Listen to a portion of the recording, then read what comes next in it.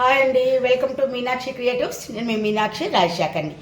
ఇవాళ నేను ఉసిరికాయలతో ఆవకాయ ఎలా పెట్టాలి అన్నది మీకు ఈ వీడియోలో చూపిస్తాను. చూసారా, ఈ సైజు ఉసిరికాయలు అయితే చాలా బాగుంటాయండి. ఈ సైజు ఉసిరికాయలని తీసుకుని మనం వీటిని ముందు శుభ్రంగా కడిగేసుకోవాలన్నమాట. చాలా బాగుంటుంది. ఒంటికి పూత, నోటికి పూత అది వస్తుంది కదండి. వచ్చినప్పుడు ఒక విసిరికాయ కనుక మనం తీసుకుని తిన్నట్టుగా అయితే అస్సలు పూత వెంటనే పోతుందండి. సరే, ఇంక ప్రాసెస్లోకి వెళ్ళిపోదామా. ఉసిరికాయల్ని నీళ్ళల్లో వేసేసుకుని శుభ్రంగా కడిగేసుకుందామండి. ఇలాగా మచ్చలు అవి లేని కాయలు మనం తెచ్చుకోవాలండి. ఆవకాయకి మాత్రం చాలా కేర్ఫుల్గా తెచ్చుకోవాలి. మచ్చలు అంటే ఏమనుకుంటున్నారు? ఇలా శుభ్రంగా కడిగేసుకోవాలండి. కడిగేసుకుని వీటిని మళ్ళీ ఒక ప్లేట్లోకి తీసుకుందాం. ఇలాగా మచ్చలంటే ఇలాంటి మచ్చలు కాదండి. ఇలాంటి మచ్చలు కాదు, ఇవి కాయతో వచ్చిన మచ్చలు అన్నమాట. ఇలాగా చూడండి, పాడైపోయినట్టు వస్తాయి కదా మచ్చలు, అవి. ఇగో ఇది చూసారా, ఇది పక్కకి తీసేద్దాం. ఇలాగా అన్నీ కూడా మనము కడిగేసుకోవాలి. కడిగేసుకుని ఒక గుడ్డ పెట్టి చక్కగా తుడిచేసుకోవాలి. ఇలాగా అన్నీ తుడిచేసుకుని ఒక్క నిమిషం ఫ్యాన్ గార్డ్లో ఇవి ఇలా తుడిచేసాక మనం ఒక ఫ్యాన్ గార్డ్లో ఆరబెట్టుకుందామండి. ఇలాగా అన్ని కాయల్ని మనం తుడిచేసుకుందాం. ఇలాగ ఒక క్లాత్ పట్టుకుని చక్కగా కాయలన్నీ కూడా ఎక్కడ నీరు లేకుండా తుడిచేసుకోవాలి. ఇలాగా అన్ని కాయలు తుడిచేసుకున్నాం. ఇవి 1/2 కేజీ కాయలండి. వీటిని మనం ఫ్యాన్ గార్డ్లో ఆరబెట్టుకుందాం. మనం కడిగి ఎండబెట్టి మనం పెట్టుకున్న ఈ విసిరికాయల్ని చక్కగా ఇలాగ నాట్లు పెట్టుకుందాం. ఇలాగ 4 పక్కల నాట్లు పెట్టుకుంటే సరిపోతుంది. ఇలా నాట్లు పెట్టుకుని ఒక దీంట్లో వేసుకుందాం, ఒక బౌల్లో. ఇలాగ 4 పక్కల నాట్లు పెట్టుకోవాలి.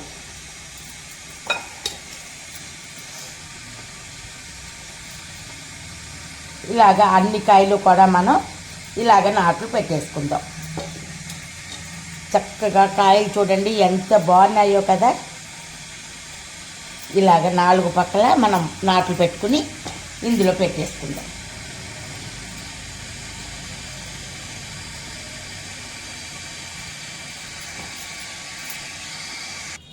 ఇప్పుడు ఈ కాయల్ని మళ్ళీ ఈ ప్లేట్లోకి తీసేసుకుందాం. తీసుకుని వీటిని మనం పక్కన పెట్టుకుందాం. ఇవి 1/2 కిలో కాయలు కదండి. 1/2 కిలో కాయలకి మనం ఒక నిమ్మపండు అంత చింతపండు మనం నానబెట్టుకుందామండి.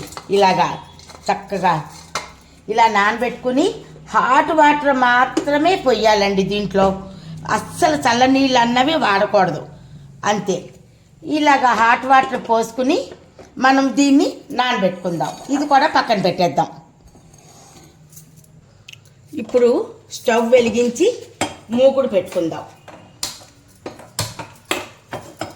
మూకుడు పెట్టుకుని దీంట్లో ముందుగా మనం మెంతులు వేయించుకుందాం.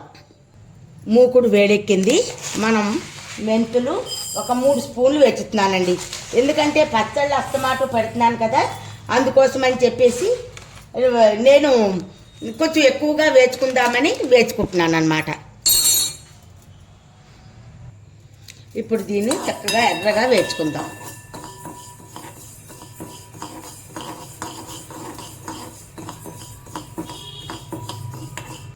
ఇవి 80% వేగిపోయండి.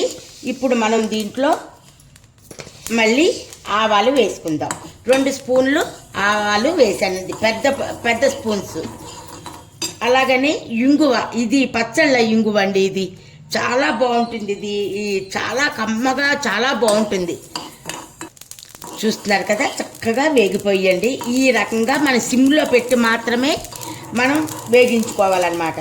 వేగిపోయాక దీన్ని ఇంకా మనం స్టవ్ ఆఫ్ చేసేద్దాం. స్టవ్ ఆఫ్ చేసి ఇది వేరే బౌల్లోకి దీనిలోకి తీసేస్తాను. ఇప్పుడు వీటిని మిక్సీ బౌల్లోకి తీసేసుకుని చల్లారనిద్దాం. ఇది మళ్ళీ స్టవ్ వెలిగించి మూకుడు పెడతానండి. మళ్ళీ పొయ్యి మీద మూకుడు పెట్టుకున్నాం. ఇప్పుడు మిగతా ప్రాసెస్ చూద్దాం. ఏఎస్ బ్రాండ్ నూనె వాడుతున్నానండి. అది ఇందులో వేసేస్తున్నాను. కొంచెం ఆయిల్ తక్కువ ఉందన్నమాట. ఇప్పుడు తెమ్మన్నాను, తీసుకొస్తారు. అందాక మనం ఇవి వేయించడానికి సరిపోతుందండి. నిన్న కొంచెం ఎక్కువైందని గిన్నెలోకి నూనె తీసాను. అది కూడా ఇందులో వేసేద్దాం. వేసేసి నూనె వేడెక్కాక మనం ఉసిరికాయలు వేసుకుందాం. ఇప్పుడు మనం ఉసిరికాయలని వేసుకుందామండి.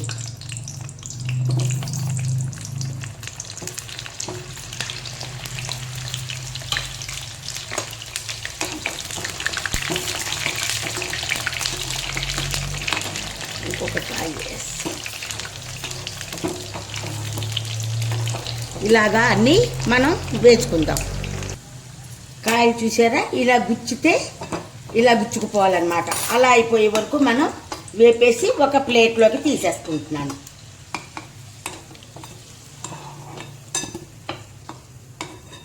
ఇప్పుడు ఉన్న కాయల్ని కూడా వేసేస్తాను.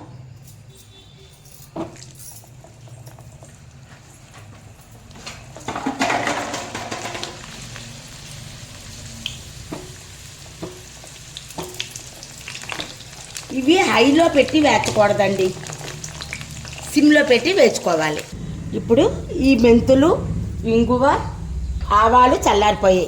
దీన్ని మనం ఇప్పుడు మిక్సీ చేసుకుందాం. ఇవి చల్లారిపోయాయి కదా, వీటిని మిక్సీ చేసేస్తాను. చూసారా, దీన్ని మనం మిక్సీ పట్టేసుకున్నాం. మిక్సీ పట్టేసుకుంటే దీన్ని మనం జల్లించక్కర్లేదండి, ఇలా వేసుకుంటే సరిపోతుంది. ఇది వేడిగా ఉంటుంది కదా, కాసేపు చల్లారి పెడదాం. చూస్తున్నారు కదా, ఇలాగా మనం చక్కగా అన్నీ వేచేసుకుందాం. అన్నీ వేచేసాను, ఒక వాయి వేచేసాను కదా. ఇవి అరకిలో కాయలే కదా, అందుకని అన్నమాట. ఇగో ఇవి కూడా మనకి ఉడికిపోయండి. ఇలా గుచ్చితే గుచ్చపడాలన్నమాట. ఇలా గుచ్చపడితే మనకి ఉడికిపోయినట్టు. ఈ కాయలు కూడా ఉడికిపోయాయి. వీటిని కూడా ఒక ప్లేట్లోకి తీసేస్తాను. చూస్తున్నారు కదా, ఇవి మనం కూడా స్టవ్ ఆపేసి ఇవన్నీ కూడా నేను తీసేస్తానండి. ఇలా వేగిపోయినవన్నీ కూడా మనం చల్లారి పెట్టుకుందామండి. చల్లారిపోయాక మిగతా ప్రాసెస్ చూద్దాం. ఇప్పుడు ఆయిల్ వేడెక్కింది కదా, వేడెక్కే ఉంది కదండి. అదే నూనెలో మనం ఆవాలు కొంచెం వేసుకుంటే మినపప్పు వేసుకోవచ్చు, లేకపోతే లేదండి. ఇంకేమీ వెయ్యక్కర్లేదు దాంట్లో. కొంతమంది పోపు కూడా వెయ్యరు. ఎండు మిరపకాయలు కూడా వేస్తున్నానండి. వేసి చక్కగా వీటిని మనం ఒక గుప్పెడు కరివేపాకు వేసుకుందామండి. ఇదైతే మనకు పచ్చట్లో చక్కగా నోట్లోకి వెళ్ళిపోతుంది కదా, అందుకని నేను స్టవ్ ఆఫ్ చేస్తున్నాను. పోపు వేగింది. ఇప్పుడు అందులో ముద్ద ఇంగు వేసాం కదా, ఇందులో ఎల్జీ ఇంగు వేస్తున్నానండి.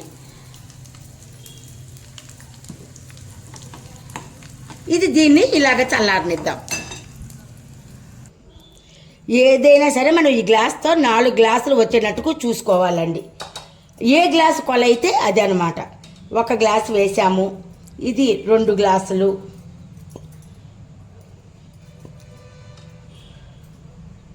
3 గ్లాసులు, 4వ గ్లాసుకి కొంచెం తక్కువ వచ్చింది కానీ పర్వాలేదు. ఇవి 4 గ్లాసులు అయ్యాయండి. ఇప్పుడు ఇదే గ్లాసుతో మనము కారం కొలుచుకోవాలండి. నేను 3 మ్యాంగోస్ కారమే వాడతాను చెప్పాను కదా. ఈ గ్లాస్తో 4 గ్లాసులు వచ్చాయి కదా అండి. కొంచెం వెల్తిగా మనము ఇది వేసుకున్నాం అన్నమాట, కారం. దీంతో ఉప్పు వేసానండి. అలాగనే నేను చూపించటం మర్చిపోయాను, ఆ మెంతులు ఆవాలు గుండ కొట్టింది కూడా వేసేసుకున్నాం.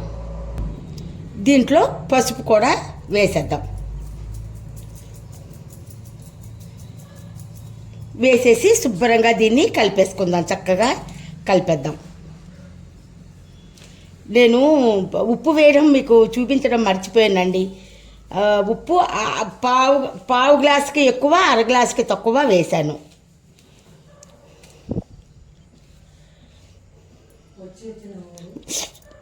ఇలా మనం కలిపేసుకున్నాం. చూసారా, నేను 2 రకాలుగా వేచాను. బాగా ఎర్రగా వేచాను, ఎందుకంటే ఇవి కొంచెం గట్టిగా వస్తాయి. ఇవి చాలా మెత్తగా వస్తాయి. ఇలా వేసినప్పుడు సగం ఇవి సగం అవి వేసుకుంటే చక్కగా సూపర్ టేస్టీగా ఉంటాయండి. కొంతమంది వెల్లుల్లి ముద్ద వేస్తారు, నేనైతే అస్సలు వేయనండి. ఎందుకంటే ప్రతిదానికి వెల్లుల్లి వేయకూడదు. వేసినా దాని విసిరి తాలూకా విశిష్టత పోతుందన్నమాట. అందుకోసమని ఇప్పుడు ఇవి ఇంకా చల్లారలేదండి. ఇవి చల్లారాక మిగతా ప్రాసెస్ చూపిస్తాను. చింతపండు పేస్ట్ మనం వేడి నీళ్ళల్లో పెట్టి మనం నానబెట్టుకున్నాం కదా, దీన్ని మనం మిక్సీ జార్లో వేసుకుందాం. ఇందులో నేను ఆవాలు మెంతులు గుండ మిక్సీ చేసిన దాంట్లోని ఇది వేసేసుకుంటున్నాం. నేను మరి వేరేగా గుజ్జు తీయనండి, చక్కగా దీన్నే మనం మిక్సీ చేసేసుకుంటే బాగుంటుంది. ఇప్పుడు దీన్ని మనం మిక్సీ చేసేసాం కదా, చక్కగా ఇలాగా దీన్ని మనం ఒక దీంట్లోకి తీసేసుకుందాం. అదే బౌల్లోకి నేను వేసేస్తున్నాను. ఇప్పుడు మిగతా ప్రాసెస్ చూద్దాం. ఉసిరికాయలని ఇలాగా దీంట్లోని మనం ఈ ప్రిపేర్ చేసుకున్న కారాన్ని వేసేసుకుందాం.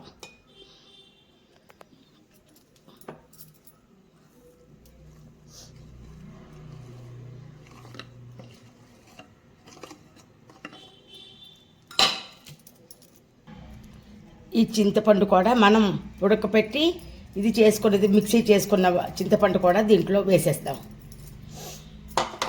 వేసేసి దీన్ని శుభ్రంగా కలిపేసుకుని చక్కగా కలిపేద్దాం. చేతితో కలిపితేనే బాగుంటుందండి ఎప్పుడైనా.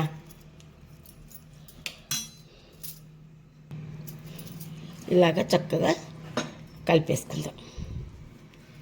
ఇంకా మనం ఉప్పు అది ఏమి టేస్టులు చూడక్కర్లేదండి, అంతా కొలత ప్రకారం వేసుకున్నాం కదా, అంచేత ఏది కూడా మనం చూడక్కర్లేదు.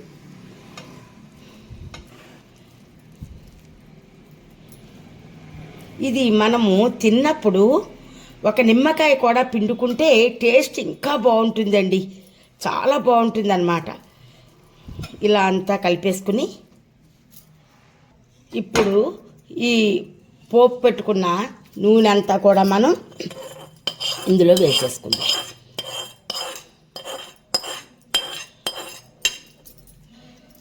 వేసుకుని ఈ నూనె సరిపోదండి, ఇంకొంచెం నూనె తెప్పించాను, అది వేసుకుందాం. ఇంట్లో మళ్ళీ నేను కాగపెట్టిన నూనె వేసేసుకుందామండి. ఇంగు కూడా వేశాను, కాగపెట్టాను. అయితే ఇప్పుడు ఇంకొక ఇంగ్రీడియంట్ మిస్ అయ్యాము, అదేంటంటే మెంతులు. ఈ మెంతులు కూడా వేసేసుకుందాం.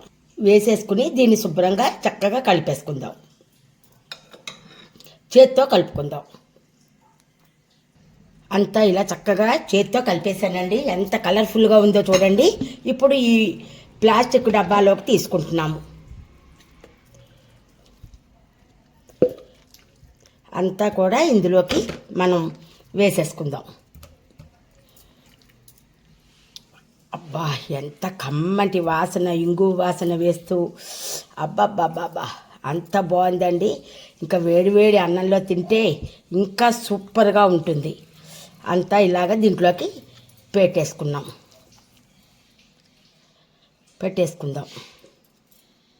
ఈ బాటిల్ పట్టలేదండి, అందుకని ఇందులోనే కొంచెం ముద్ద ఉంచేసాను.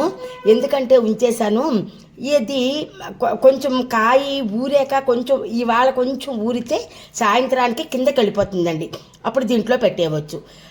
ఇంకా మీకు 3వ రోజు ఇది ఎలా ఊరింది ఏంటి అన్నది మీకు అప్డేట్ ఇస్తాను. ఓకేనా అండి? Welcome to Meenakshi creatives. నేను మీ మీనాక్షి రాజశేఖర్ని. ఇవాళ నేను కొత్తిమీరతో కారప్పొడి ఎలా చెయ్యాలో మీకు సులువైన పద్ధతిలో చూపిస్తాను. ఇంకా లేట్ ఎందుకు, మరి రండి చూసేద్దాం. ఇప్పుడు మనం విసిరికాయ పచ్చడి మొన్న పెట్టాం కదా, అది ఎలా ఉందో ఇవాళ చూద్దాము. నేను ముందుగా ఈ డబ్బాలో వేశాను కదా, అది సరిపోలేదని దీంట్లోకి తీసేశాను. అది ఇప్పుడు మీకు చూపిస్తాను.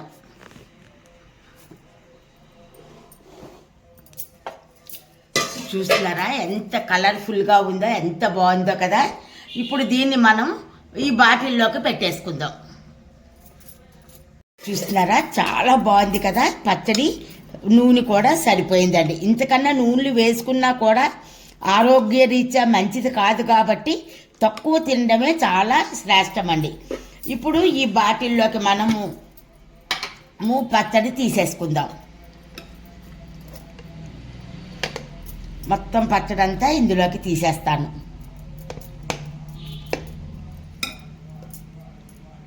ఇప్పుడు ఈ సీసాలోకి తీసేసాను. చెప్పాను కదా పట్టేస్తుందండి అని. ఇదండి ఇలాగా ఈ సీసాలోకి మనం పచ్చడి తీసేసుకున్నాం. ఇకపోతే ఇది మనం కొంచెము ఉంచాను. ఇది మేము ఇప్పుడు అన్నంలో వేసుకుంది కనేసి ఈ పచ్చడి ఉంచాను అనమాట.